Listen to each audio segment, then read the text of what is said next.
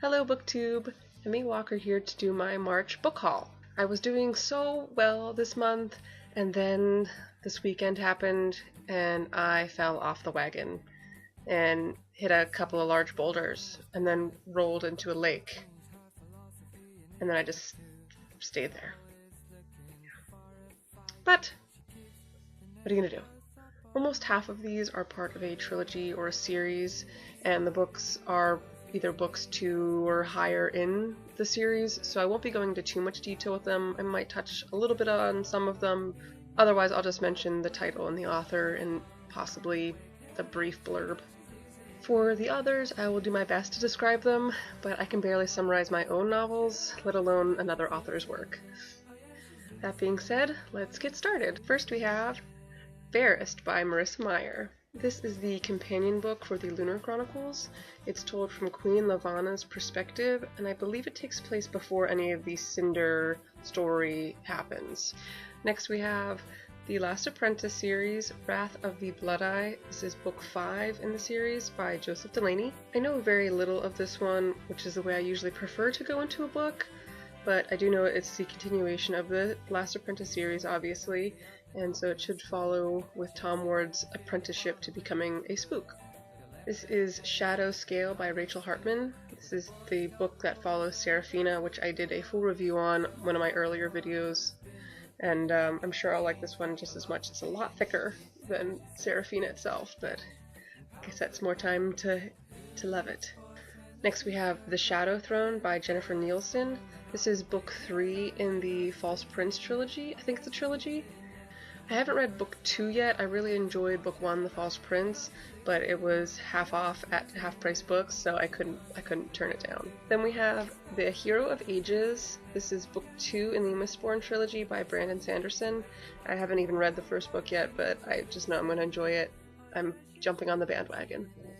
And finally we have Beauty's Punishment. It's Anne Rice's erotica book. She was writing it as A.N. Roquelaure, I think is how you say that last name, and it's the only erotica book I've ever really shown any interest in reading, so I've heard actually pretty good things about this one.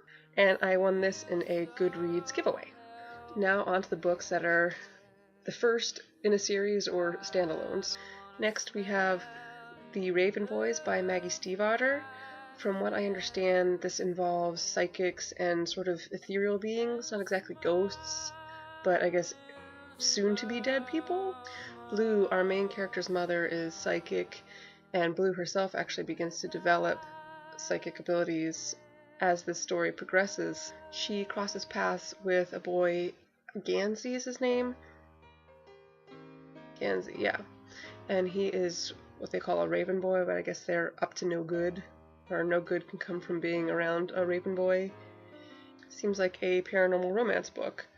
There was a lot of hype over Blue Lily, Lily Blue, and the story really intrigued me, so I've been looking out for a copy of The Raven Boys.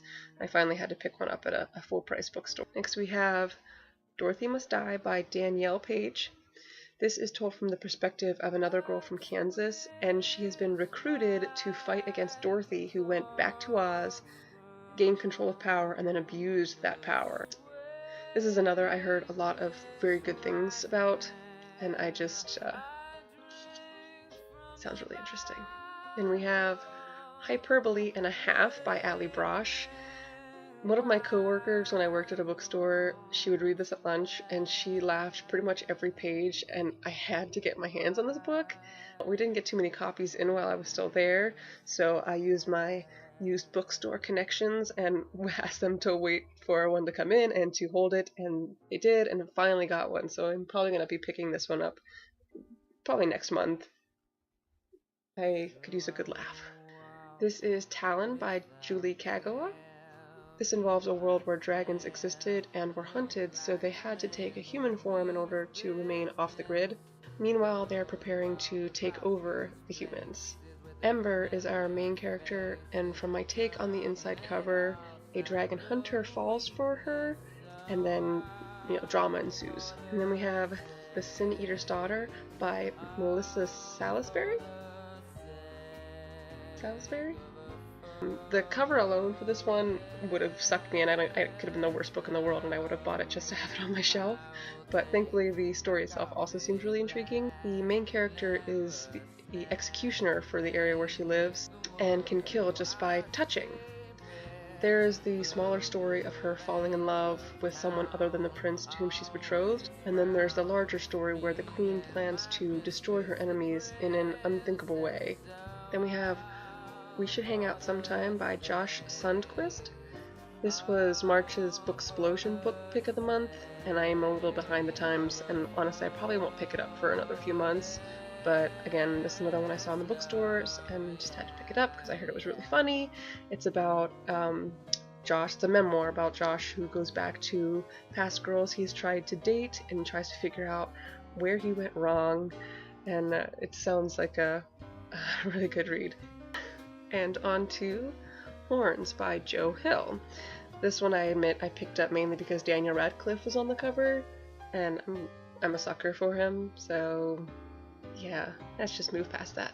So a year after his girlfriend dies, Ignatius Parrish gets slobberingly drunk and wakes up with horns and a rather gruesome gift which he intends to use against his girlfriend's killer. I do like a good revenge story, as evident by my love for the Count of Monte Cristo, so this one seems to be right up my alley.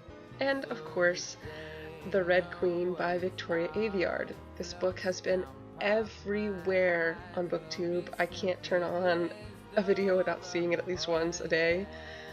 Slowing down a little bit, but I still see it popping up every now and again, and now I am putting my own video with it on. Because this book is everywhere, I don't think I need to explain too much. There are people with red blood and silver blood. Red bloods are little more than servants, but the silver bloods have special abilities, but it turns out that one of the red bloods has a special ability. Dun, dun, dun. These last two books I picked up for my son. I think at some point I intend to do a children's best books for adults video, but I think that unfortunately they'd probably all involve Mo Willems, so I don't know if that would be really fair. The Elephant and Piggy books are really good. I only have one or two of these, but my son just adores them. So the first one is I Am a Frog, and the other is We Are in a Book. Again, both by Mo Willems. So there you have it, my March book haul. Almost got all of them. Okay, there we go. I can't believe it. Oh, sorry, that's my dog. So I hope you enjoyed, and don't forget to like, subscribe, and comment down below. And we'll see you later, BookTube. Bye! Next we have Dorothy Must Buy Lots of Shoes and Aprons. Next we have Dorothy Must Die by Danielle Page, not Daniel, it's a woman. There's two L's and an E at the end.